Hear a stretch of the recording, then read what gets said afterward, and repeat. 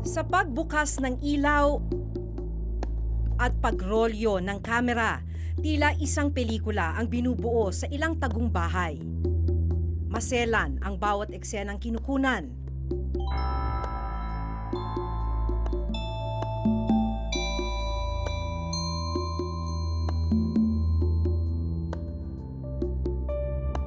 Kung minsan kabilang sa mga eksena ang aktwal na pagtatalik ng magkapareha.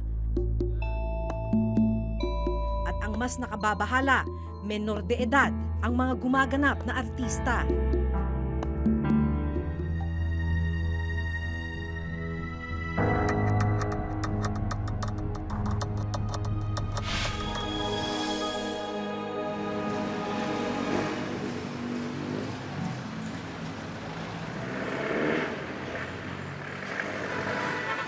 Labing-anim na taong gulang si Crystal, hindi niya tunay na pangalan.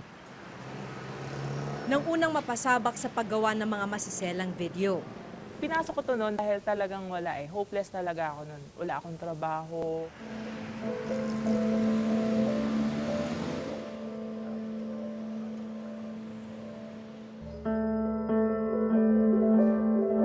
Una raw siyang pumasok bilang isang model sa isang talent agency.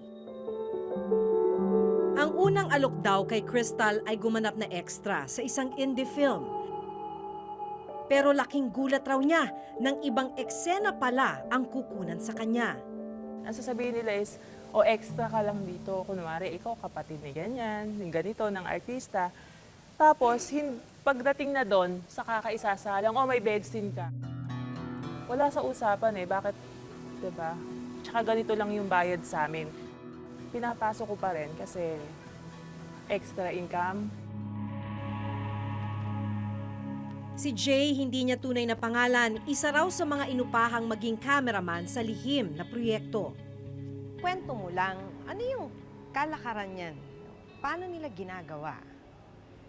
Nag-start kami sa pagkukuha nila ng babae sa iba-ibang lugar. Nagkikita-kita na lang kami sa isang place, bahay, or province. Hindi rin kami magkakilala. Then doon na lang namin makikita yung scripts na ginawa nila kung paano gagawin yung shoot namin. Minsan nagugulat sila, hindi nila alam na ganun yung eksena ang gagawin nila, na akala nila eh patwitams lang sila or kung anong video lang yung kukunin sa kanila. Alkohol lang ba o minsan binibigyan sila ng drugs para kayanin nila yung eksena? Kung sa makikita niyo sa babae, nagiging halos wild siya eh.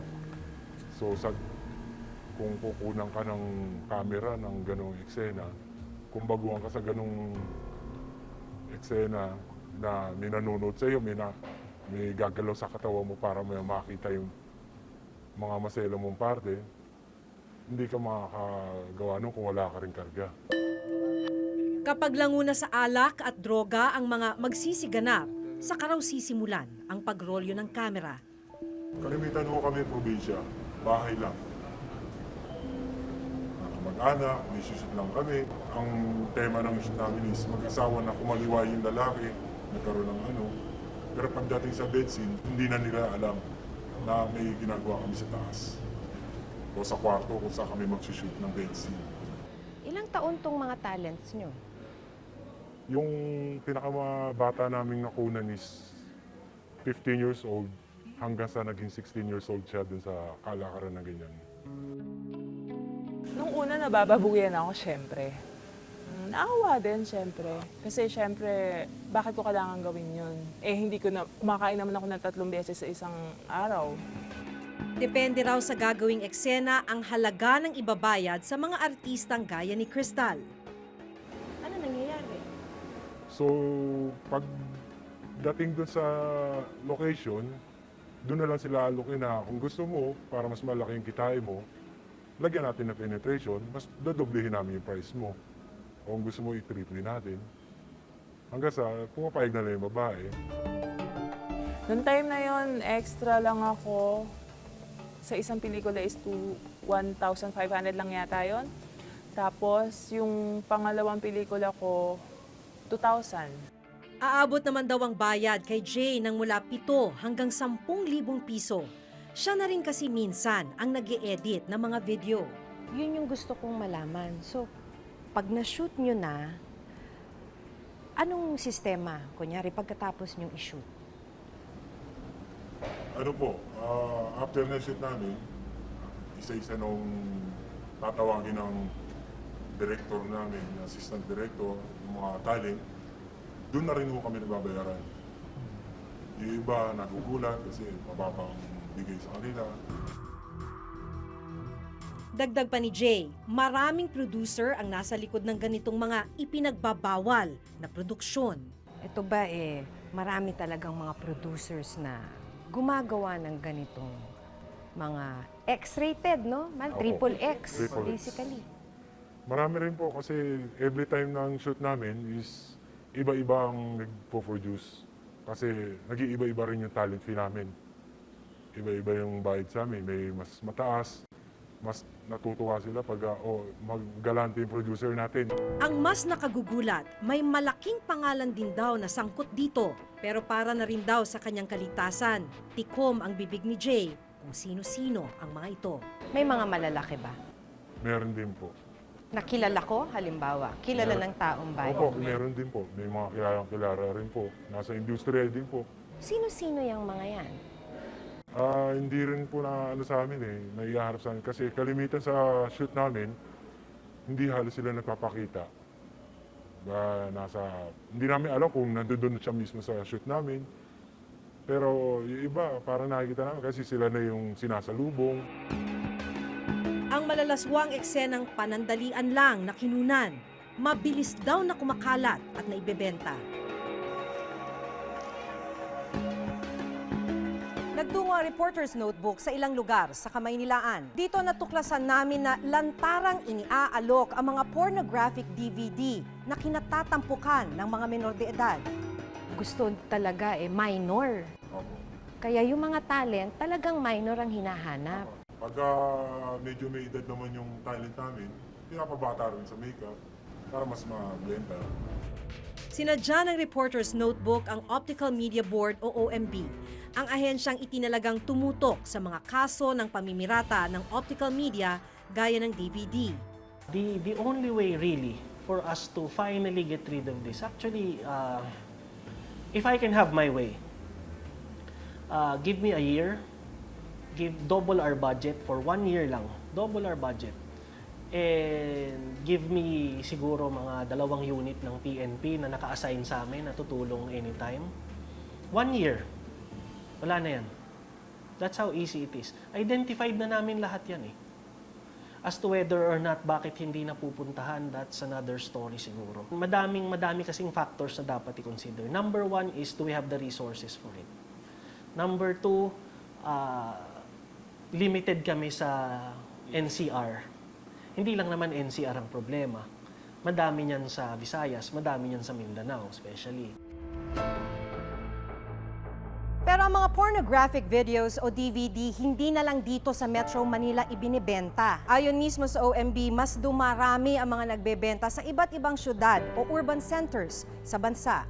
At dahil sa internet, simbilis na rin ng kidlat ang pagdami ng kopya ng mga masiselang video online.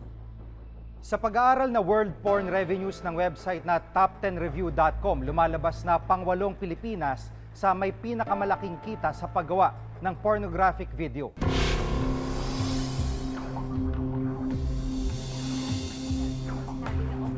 Walang takot na inilantad ng 23 taong gulang na itatago namin sa pangalang Crystal kung paano siya minsang napasok sa kalakaran ng paggawa ng porno at kung paano nambibiktima ang ilang producer nito. Ayon sa nakausap naming cameraman na itatago namin sa pangalang Jay, mula 2 hanggang 3 proyekto may ganitong tema ang natatanggap niya kada buwan. Saan pinapalabas? Mayroon po sa Maynila, sa probinsya, sa mga sinihan, yung iba. Dinedeliver. Opo. Sa imbakang ito dito sa OMB, libo-libo ang mga nakumpiskang DVD na ang ilan naglalaman ng mga masiselang video. In terms of amount, usually we put an estimate of around 500 sacks. So, Say mga 10 to 12 million siguro. May pagkakataon raw na umabot sa 30% ng mga nakukumpiska nilang mga DVD, pornographic ang laman. Pumutok yung mga scandals na uso dati. So ang dami namin nahuhuli. And dun sa 30% na yun, siguro mga 20% nun was child pornography talaga. Yung mga bata sometimes would be as young as 5 years old. Hinihiwalay namin para magkaroon kami ng gauge kung dumadami ba or kumukonti yung nahuhuli namin na child pornographic materials. And at the same time, we make a separate report kasi sa DSWD. Pero ang mga pornographic videos o DVD hindi na lang dito sa Metro Manila ibinibenta. Ayon mismo sa OMB, mas dumarami ang mga nagbebenta sa iba't ibang syudad o urban centers sa bansa. Everything is being downloaded. So mababa yung demand talaga dito.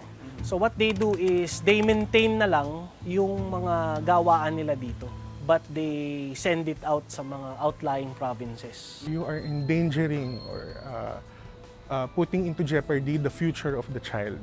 So dapat yung pinakamabigat na parusa ng isang ng gobyerno ang ibigay dito sa mga perpetrators na to. Sumasabay din daw ang bentahan sa modernong teknolohiya.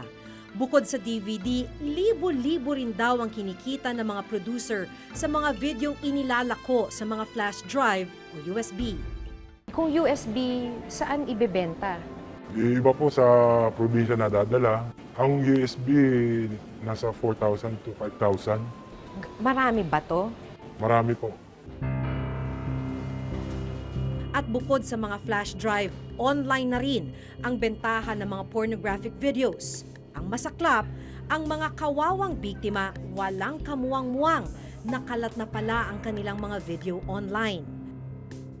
Sa pag-aaral na World Porn Revenues ng website na top10review.com, lumalabas na pang-8 Pilipinas sa may pinakamalaking kita sa paggawa ng pornographic video. Tinatayang nasa $1 bilyong ang kita sa paggawa ng ganitong mga video at sinasabi na may mga dayuhan at Pilipinong sangkot umano rito. Sa buong mundo, nasa $97 billion naman nakabuang kita ng mga gumagawa nito. Ang tanong, bakit patuloy ang ganitong kalakaran sa kabila ng pagkakaroon ng mga hensyang nakatalagang pumigil nito? Meron ngang mga ganitong programs in place against child pornography pero hindi naman alam ng mga tao, so wala siyang ano. And most of the victims of child pornography, of exploitation, of abuse are those in the grassroots level. Yes, our problem with regard to child pornography is once it was uploaded in the internet, we cannot get the details from the telcos or the internet service provider. So it will take time. Like if there is a reported incident that someone is uploading a child pornography, so matatagalan bago namin yan makuha. There is always a new technology. Siyempre, the government cannot cope up with this. Bukod sa mga porn movies, patuloy pa rin daw ang pag-usbong ng tinatawag na cyber pornography. Ilan sa mga sangkot dito, mga minor de edad din. Dito ay pinipilit na magsagawa mga biktima ng mga sexual act online. Ang kanilang mga kliyente nagmula pa sa iba't ibang bansa. Sa pag-aaral ng Virtual Global Task Force, lumalabas na isa ang Pilipinas sa 10 mga bansa na may pinakamalalaking merkado para sa child online pornography. Naglabas din ang PNP Anti-Cybercrime Division ng listahan ng mga lugar kung saan pinakatalamak ang child online pornography. Kabilang narito ang Angeles City, Pampanga, Cebu Province, Cagayan de Oro at Metro Manila. These are top sites wherein yung uploading of child pornography actually. It's not the incident of child pornography incident or yung dito nila ginagawa. No.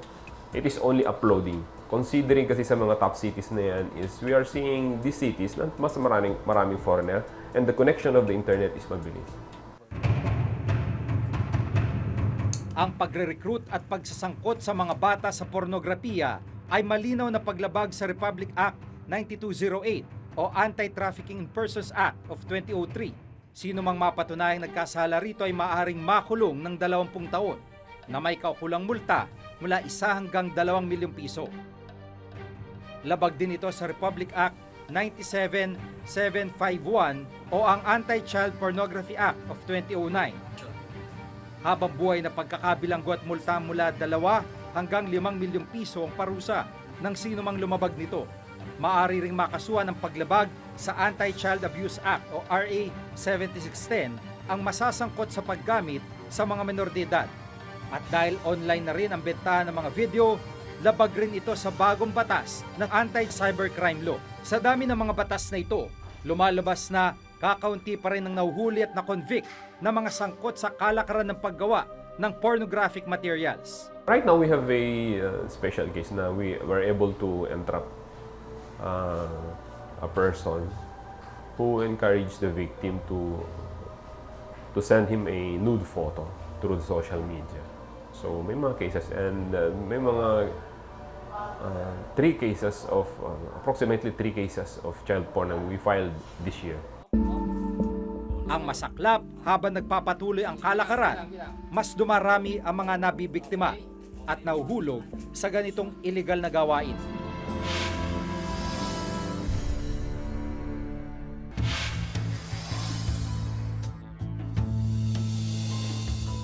Sa ngayon ay nakakalas na si Crystal sa kalakaran ng paggawa ng mga masiselang video. Pero may payo siya sa ibang maaaring maging biktima nito. Kapag may kumausap na, ay gagawin kitang artista, sasama kita sa pelikula na ganito, siguraduhin mo na mabuti kung totoo ba yung tao na makakatrabaho mo, totoo ba yung sinasabi ng tao na yun, or much better kung ipaalam mo agad sa magulang mo, baka mamaya mapasok ka lang hindi mo alam, ipinapalabas na pala kung saan-saan yung ginawa mo. Sinabi ng movie pero hindi naman pala movie. Malalim na sugat at habang buhay na pilat ang iniiwan sa mga menor de edad ng panandali ang video na pinagkakakitaan ng iilan. Hindi ito dapat payagan at kailan may hindi magiging katanggap-tanggap sa isang sibilisadong lipunan. Ilang bata pa ang kailangang maging bihag nito bago lubusang umaksyon ang mga kinauukulan. Ako si Maki Pulido. Ako si Jiga Manikad at ito nakatala sa aming Reporter's Notebook.